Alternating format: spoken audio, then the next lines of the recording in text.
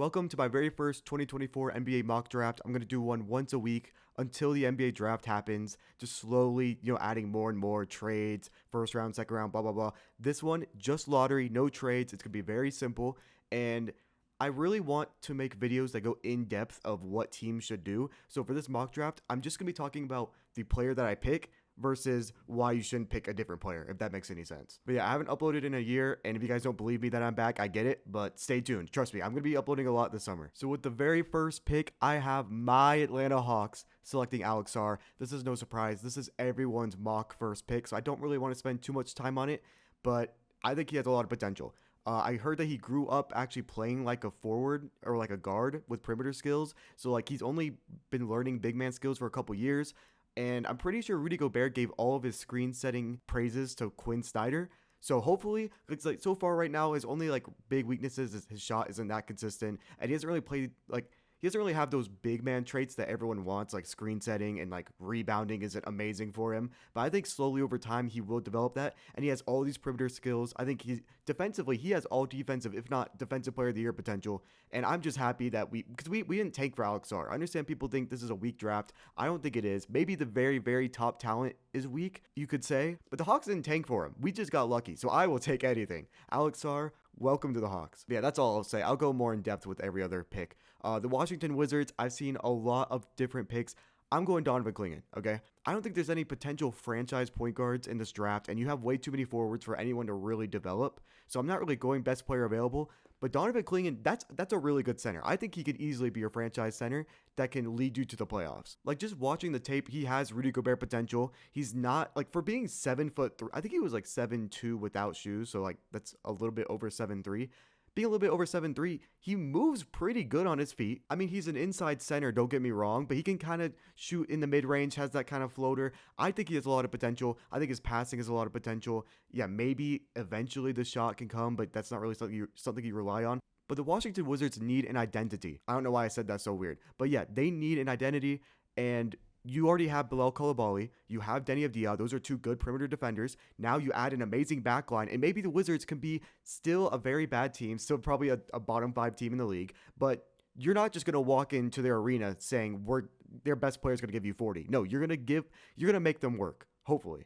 My only worry is, and this might sound crazy, but I think they might be too good. If Clingan is drafted by the Wizards, they might be a borderline play-in team. Like, I think that's kind of how good, maybe not the play-in, but like that 11-12 seed where they don't have good odds to get a superstar in the next draft, which they really need. Like, the best talent in this draft are the forwards. Like, my two next best player availables after Alex Sarr are forwards. But just the Wizards, if you're going to draft a forward, make him be a near star. Because otherwise it's just going to be hard for a role-playing forward to develop. When you have Bilal Coulibaly, you have Corey Kispert, you have Kyle Kuzma, you have Denny Avdia. But yeah, Donovan Clingan at 2 has been becoming a little bit more common, but is still very controversial, so I understand it.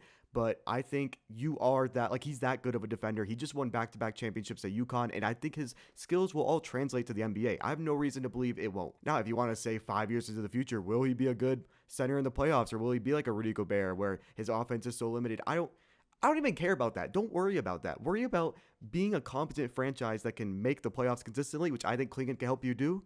And then you can worry about that later. Now with the third pick, the Houston Rockets kind of got quote unquote lucky. Every team gets lucky with the draft lottery, even if you're the worst team or you're the best team in the lottery. But they got lucky because they've won the lottery consistently. Like I think three of the last 4 years they won it, and then now they're winning the lottery for a 4th time. So you have those 3 top picks to build your core around: Amen Thompson, Jalen Green, Jabari Smith Jr., and then you got Sengun from the draft. Cool. You don't need talent. You don't need a guy that's going to sell out jerseys. You don't need a guy who's going to be a superstar. You don't need an all-star. You need a guy who's really going to complement these stars, and there's no better player to do that than Reed Shepherd at 3, a backup, point guard, shooting guard hybrid. He's kind of like a combo guard. He's very good off the ball, good on the ball. He can shoot. He can defend. I don't know how his defense will translate to the NBA, but I don't think he'll be a bad defender at all. Reed Shepherd's going to be one of those guys where you wish your team had him. You don't want to pay him $25-30 million a year, but you just really wish. It's one of those role players you wish your team had.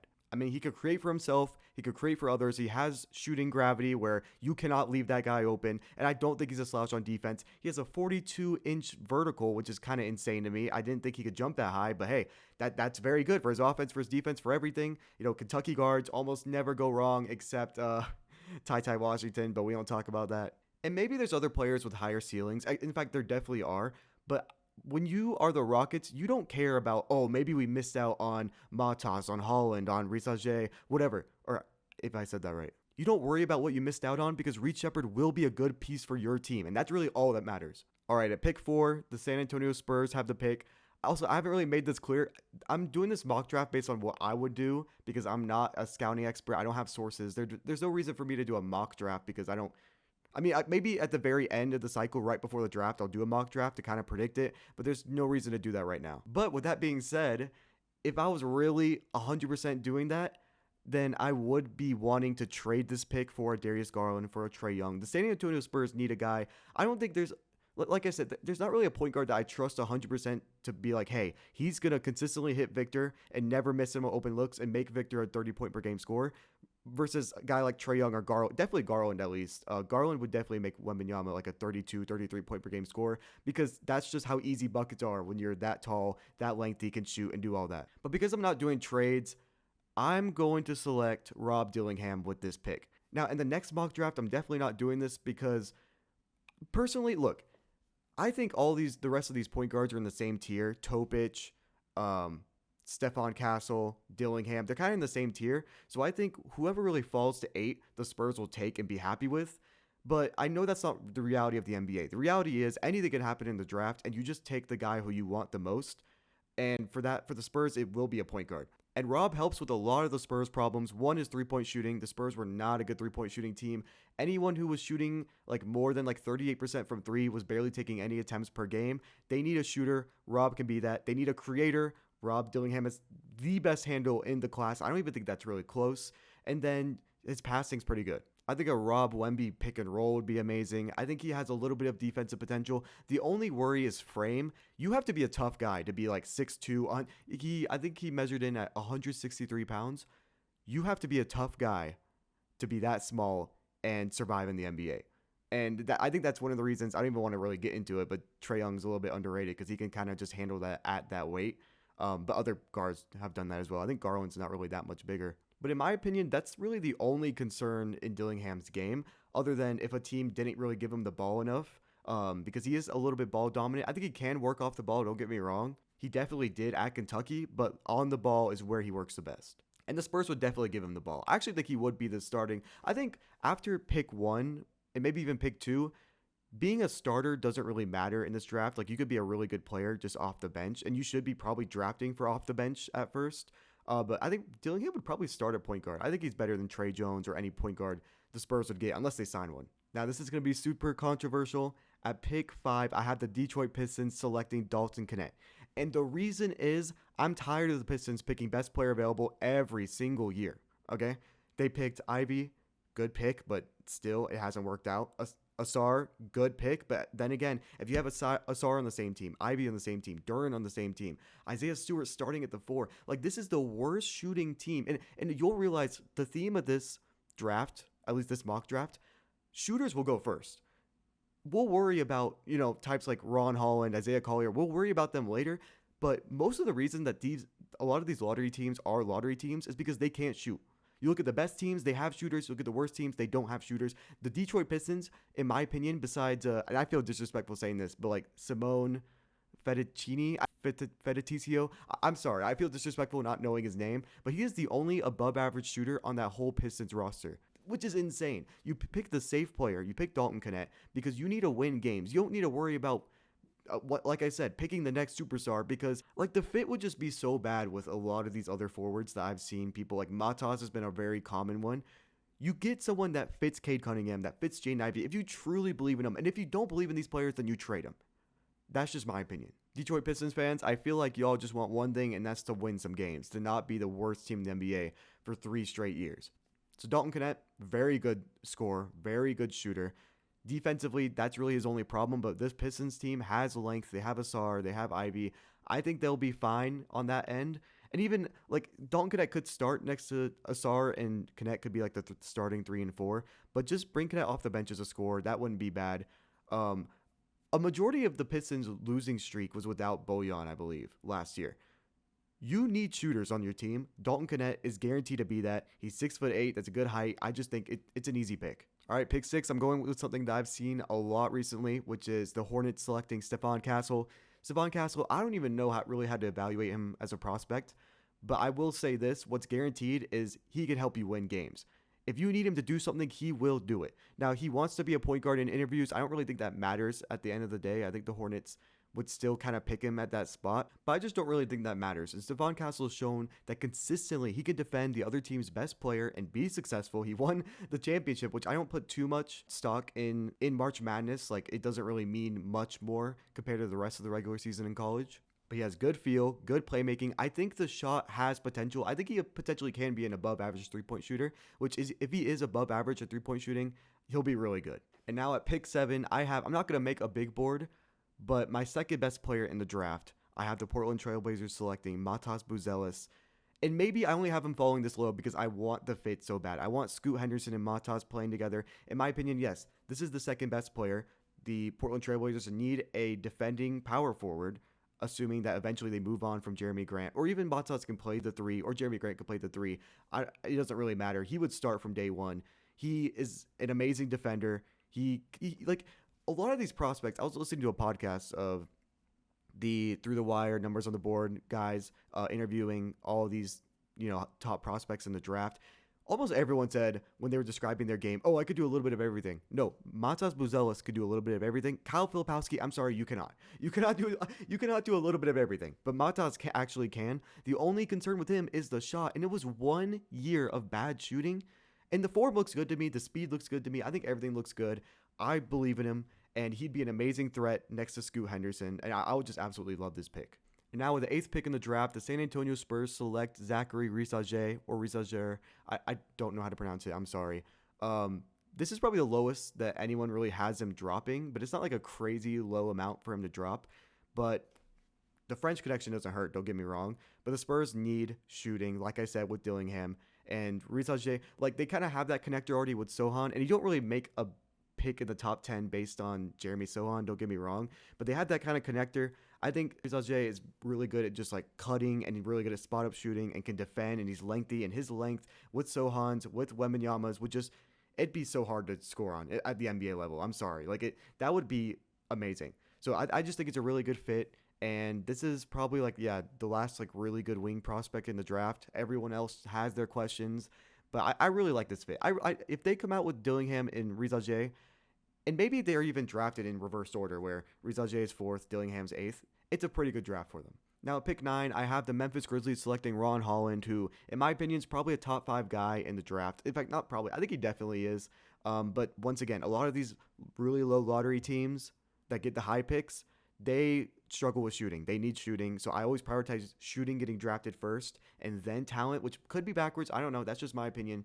But Ron Holland just seems like he really fits with the Grizzlies. I don't know what it is about it, but John Morant is like their main downhill attacker, and they don't really have anyone else for that off the bench or starting. So I think Ron Holland off the bench year 1 will be really good. He'll be a really good defender. The Grizzlies with Jaren Jackson, they already have this one young forward in Gigi Jackson, who is kind of like, they're both wings, but they kind of play the opposite of each other, Ron Holland and Gigi Jackson. So that dynamic will be really good off the bench. And then you'll have Marcus Smart, and then you'll have Desmond Bane as a defender. You'll have Vince Williams, maybe. You'll have Jaren Jackson Jr. Like, that defensive team will be amazing. Ron Holland has potential to be a scorer, don't get me wrong, but I think he might make his money defending. I think that's really what it's going to be. And I think his shot will get maybe average, maybe a little bit below average, but I think that's fine. As long as he's not a terrible shooter and he's not just being left wide open in the playoffs, which I'm assuming the Grizzlies will make, hopefully, then I think he'll contribute from day one. I don't think they really need one of these, because I'm never against drafting a 22, 23-year-old if they're really good.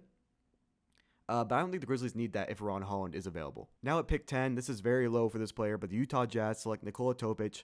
The Jazz need a point guard. They get a point guard. Nikola Topic looks really good as a prospect. He can kind of get to the rim. He's really good at playmaking. He can pass the ball. He just knows how to find. He can make his teammates better. And I think the dynamic between him and Keontae George in the future, or for the right now, Jordan Clarkson, Colin Sexton, will just be really good. I hope that Topic, I think he can be a pretty good defender. He's he's a 6'8" point guard. He's lengthy. Like that, it's going to be easier for him than for like a Rob Dillingham who's 6'1", 6'2". And this is also probably just best player available and positional fit. I think this is a great pick for the Jazz, and they'd be really happy. This would be like an A+ pick. With the 11th pick in the draft, this is also a best player available pick.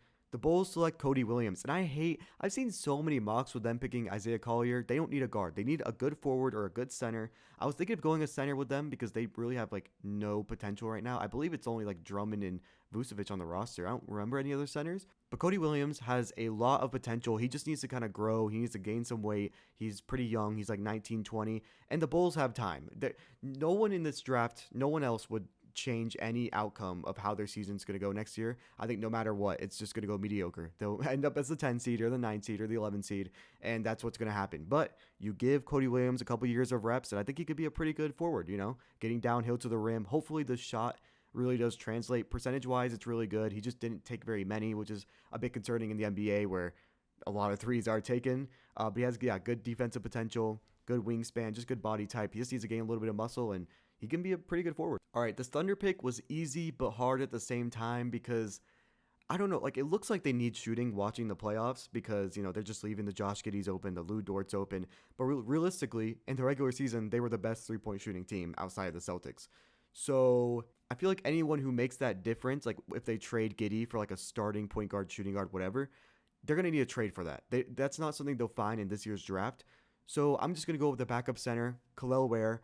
I think he's very talented, very underrated. I think he should easily go in the lottery in every single mock. The lowest that makes sense for him falling is like 17. I think anything past that, and that's just a best player available pick every single time. He's just athletic. He has the shot going for him. I feel like the passing's going to kind of get there. He can finish around the rim. He can defend. I see so much versatility with him, and I see him just contributing to winning basketball perfectly. And the OKC Thunder, they need a backup big. And it's not like they're playing like a small big. Like this, Kel'el Ware is like 7'1". Like that's a pretty good fit. All right, pick 13. I have the Sacramento Kings selecting Jacoby Walter. I feel like this can just be a really good fit. They need kind of another defender next to Davion Mitchell. They need to replace Harrison Barnes. I'm just going to be honest. Harrison Barnes, he's the most like mediocre, all right player who's getting paid $17-18 million that I feel like there's a lot of guys in this draft that can kind of do what Harrison Barnes gives you. He's not going to give you the leadership or like I know like people love Harrison Barnes as a teammate. And don't get me wrong, I'm not denying any of that, but just from a talent perspective and a fit perspective, the Kings could do a bit better. They need some sort of dynamic change, I think, outside of Fox and Sabonis and maybe like Malik Monk, Kevin Huerter, whatever. Jacoby Walter has a lot of potential. I just think he needs to be consistent with the shot. I think his defense looks pretty good. And he's kind of like that 3-and-D wing. So there's never anything wrong with going with the 3-and-D wing, especially when the Sacramento Kings don't really have a good defensive team. And with the last pick in the lottery, the Trailblazers select Tijan Salon. I'm not really the highest on this player. However, I do like the pick because the Portland Trailblazers are a couple years away from really making the playoffs or contending. You don't have to start him or anything. You don't have to play him 25 minutes a game. But if you kind of just spend some time on him, play him 18 to 20 minutes on a bad team, I think he can eventually develop to be a really good, just complimentary four who can shoot the ball, who's athletic, can defend, and can catch lobs and cut really well. I think his cutting is amazing actually right now at this level, and he's a project, so like in a couple years when he really gets a feel for the NBA, he'll be really good. I really don't like the idea of like picking like when the Hawks selected 2 forwards in the top 10 one year, or like I've seen some people say the Spurs just select 2 guards in the same year. I feel like that almost never works out, and one of them's always really bad and one of them's all right. And maybe that's not the worst thing in the world, but like I'd just rather go for something else, something diverse where both of them have potential to hit. But at the same time, when I look at this, I think Matas and Salon are 2 different players, and I feel like there's potential for both of them to be really good. And just the Blazers don't need any more guards. They have Scoot Henderson, they have Shaedon Sharpe, they have Anthony Simons. Not in that order, by the way.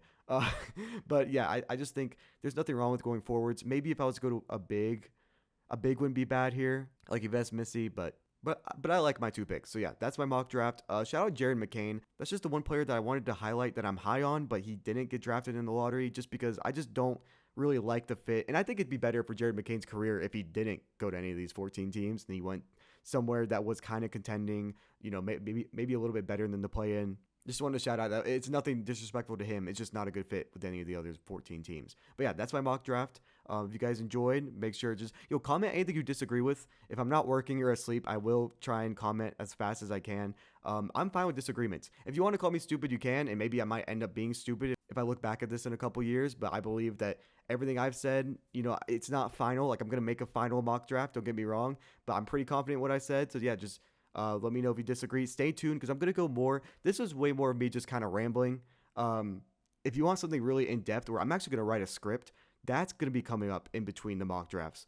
And I'm going to be talking about each individual team and their picks and all of that. So yeah, if you are interested in that, then you can subscribe if you want, like the video, comment if you disagree. In fact, yeah, you're definitely going to disagree. So please comment. And then, yeah, peace.